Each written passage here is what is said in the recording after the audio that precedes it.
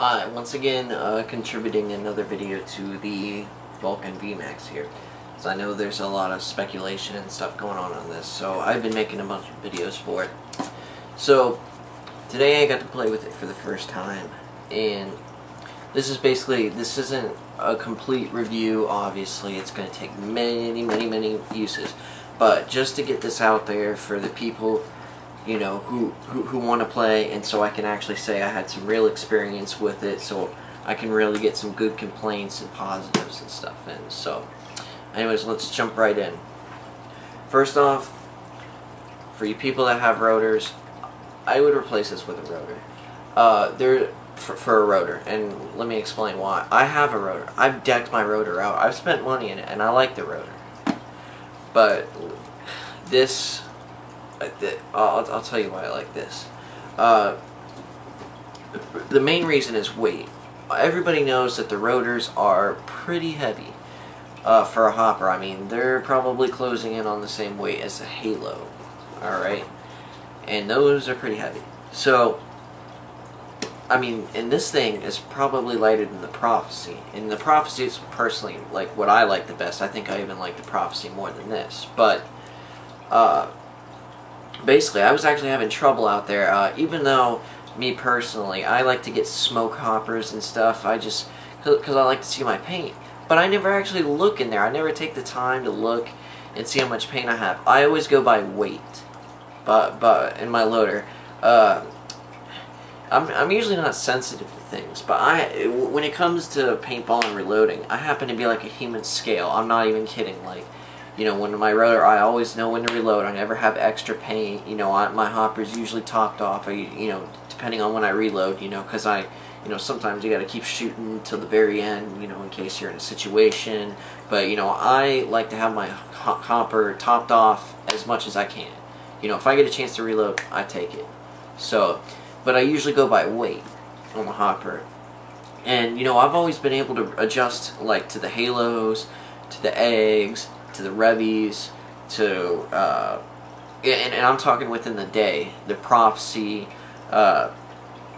really easy. But this, I mean, all day, I could not adjust to it. It was so light that like I would reload and I would still have like half a pot in there, and I seriously wasted so much paint because I was trying to reload and I didn't realize that this didn't need to reload. Because I go by weight, it was really hard to get used to. But it was good nonetheless. Definitely a plus when you can take some weight off the top there. Definitely liking that. And since we're only shooting 12.5, maybe 15, because most people can't walk the trigger faster than 15 balls a second.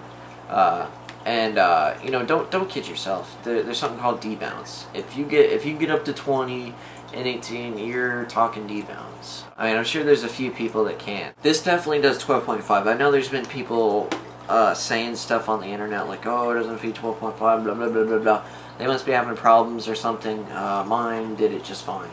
And if I haven't posted it yet, I have a video of it shooting on my Ion uncapped, and it was about a consistent 15 to 18 balls per second. So that's more than enough. And so that's what I'm saying. Why not replace this with the rotor? I mean, it's got about the same profile as the rotor. The only thing is, that they don't have a speed feed yet. But when they do have a speed feed, I don't really see a reason to. Unless you really don't like using 9 volts. But to me batteries don't. I don't care what batteries it uses, as long as it performs and as long as the batteries aren't going dead every weekend. That's the only care I give to that. And the other thing is, this is actually my first hopper that has the feel design. It has the feeler sensor in here. It feels with the balls going down the stack. I've always had sound activated eyes, the pulse, the rotor, stuff like that. I've never had one like this. And I gotta say, I like it. When you're low on paint, it's not going around, which is actually a good thing in a lot of cases. Because this hopper, I thought it was going to be horrible on the field because it's actually pretty loud.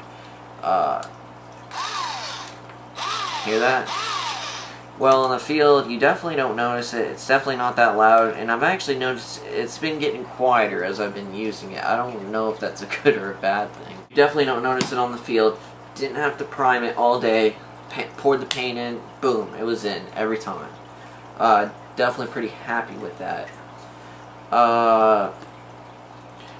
Negatives. Let's get into the negatives. The main negative I've had with this thing is this lid. Okay. Now it does give good space to, you know, put your pod in and reload and stuff, but it just opens too easily. I didn't think it was going to be a big deal because, like, it does weird stuff, like, see how you can't open it when you have a finger on the lid like you do with other hoppers? Well, you know, I thought maybe there was some kind of mechanism that was going to help hold it back, but it wasn't. I mean, a couple times, you know, when I was waiting to go on the field, I had my gun resting on the inflatable dead box we had, and, you know, it would get knocked over, and the thing would open up and spill all the paint, and, you know, it's like a 6-inch fall to the ground, you know, a slow 6-inch fall to the ground, and the thing would open and lose all my paintballs. But the good thing is, I always use speed feeds, and especially if you play airball, you pretty much need one. So as soon as they come out with the speed feed, hopefully there won't be any more lid problems as such. So that's the good side to that. And the only reason I would see maybe you wouldn't want to replace this with the rotor is because, or replace this for the rotor, is because, you know, there's not as many parts out and stuff. But as time goes by, they'll be probably be coming out with upgrades for this and stuff. And I imagine so even more in this hopper than the rotor because of its affordability, and probably because I imagine some of these parts are pretty easy to switch out. Like, I've already seen a video on YouTube where the actual spinner thing, they've already changed it out for Pinocchios.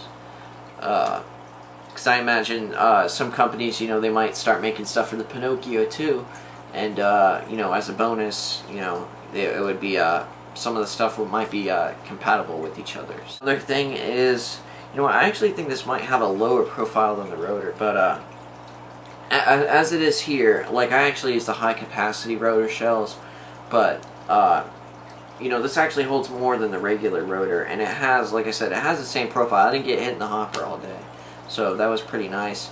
It actually helped me play a little more, you know, have the hopper slanted in a little bit more. I don't know what it was, but it definitely helped. But it doesn't sit as, another thing to note is it doesn't sit as low as it might look, because I had this gay thing right here. I don't know if you can see that. See how it actually curves down right here? Well, it keeps it from sitting down all the way like it should. So I don't know if you can because of the sensor or whatever, but it would be nice if you could trim that out of the way and it would sit a lot lower on your hopper. If it really is just an extra piece of plastic coming out, that's horrible. You know, you just wasted plastic. So that's another little gripe about it. But other than that, man, I'm pretty impressed with this hopper. You know, I was kind of nervous about buying it, but my curiosity always gets the best of me, and so I'm pretty impressed with it so far. It doesn't have as good as plastic as the rotor does, but I really don't think this is going to be breaking, especially because it's a solid piece design. That's a big thing. One of the things with halos, the reason the halos were breaking, like, I don't know if you guys remember the halo shells, people were replacing the halo shells almost every weekend. And then so when the rotor came out, that was one of the big things that it has a really nice plastic, and it does. But this has that solid one-piece design, but the halos didn't, and that's part of the reason they broke a lot.